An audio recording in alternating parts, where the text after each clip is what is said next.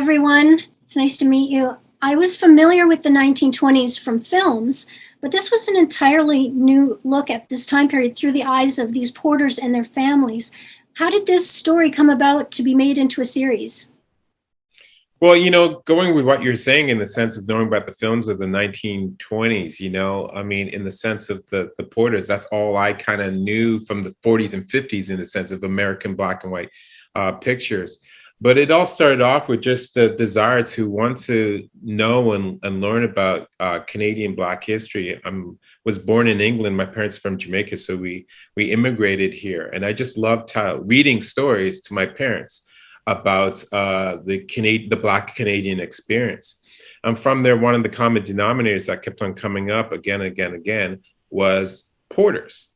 So I just went down that rabbit hole, and lo and behold, to me, to find out that these Black men and women, bonded together with the United States to form, the Brotherhood of Sleeping Guard Porters, the biggest Black union at the time.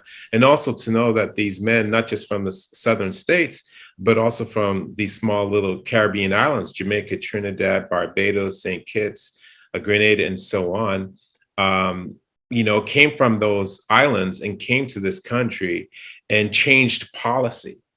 And that put a certain aspect of pride in me, just to know that they did that. And I wish my parents were alive today to witness this day, or to witness this upcoming day. They'd be really, really proud about that. But in doing so, the other originator, co-creator, Bruce Ramsey from Montreal, we embarked on this together. And one of the things that we talked about was we were in Montreal and we were at the Negro Community Center, which is in the heart of Little Burgundy.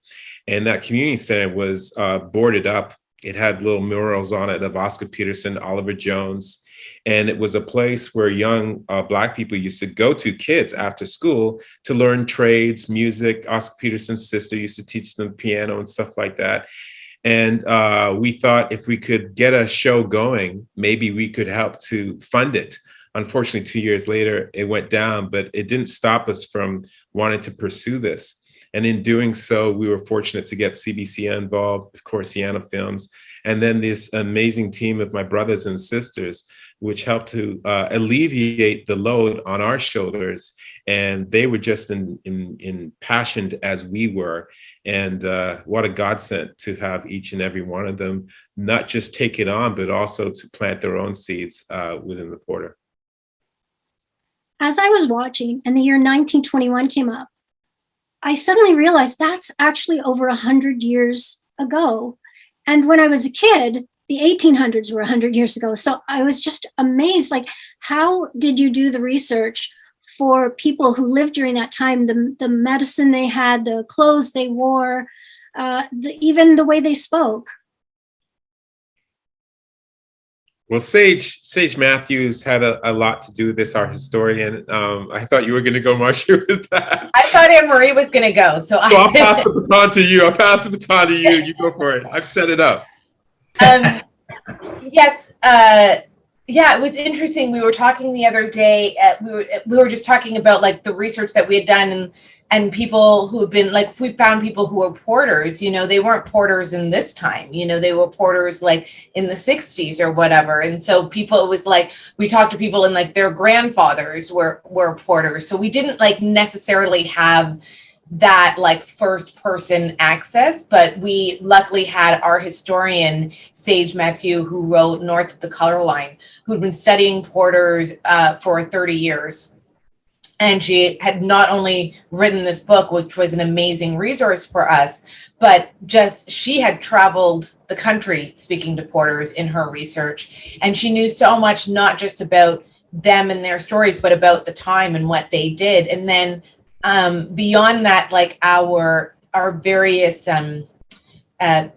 our crew, our team, Ray-Jean Labrie, who's our production designer, like he did so much research. They would find things, the props people would be like, oh my God, we found this amazing like 1920s wheelchair or whatever. So there were all these other people like within the production. We always had our historian, and and we we did our best. And I think sometimes we imagined what it might be. We knew we had that freedom because we are a fictional show and, kind of inspired by history. And we allowed ourselves a little bit of creative freedom sometimes too. That hopefully that kind of just, I think, to build out the world of the show. This is set in Montreal, but it's filmed in Winnipeg. What was it about Winnipeg that made it the best choice for this setting? Annmarie? Sorry, I think this story or series, although we are set in Montreal and we're filming in Winnipeg and we're touching so many different pockets of Canadian history all over the world. So a lot of those are locations. These are stories that are echoed all over North America. So there's something very special about Winnipeg in terms of the history, and a lot of the history being based there, and a lot of the things that we're scripting and experiencing touched ground in Winnipeg. So it was something that felt very full circle about being there and being able to construct the stories there. And just, and Charles and R.T can speak to the shooting of it, but just when we first got those images and they sort of sent images of possible locations, and when I was blown away by the beauty of these old buildings and how you felt transported. It's like, I didn't know that was there. So these were these amazing discoveries, and just a very welcoming city all in all.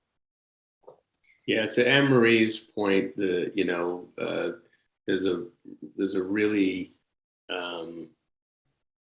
the architecture in Winnipeg is of that time and is still it's like it's frozen in time in certain places. Some of those buildings are over 100 years old, and it's very tough to achieve that in a lot of other parts of our country, as you know. So we're in that era of steel and glass.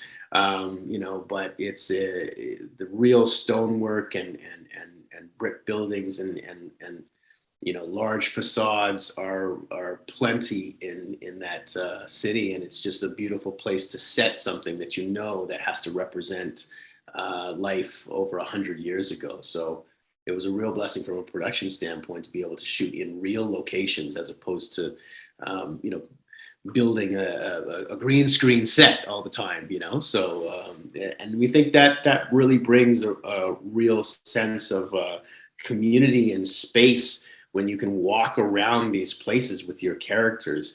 You can really capture their point of view and their world if you're actually in those spaces. So we were fortunate to be able to do that. Charles, how tricky was it to make sure that everything the actors were doing was appropriate for the time period? Very, no, you don't know. That's why you asked the question. It was tricky at times. It's just,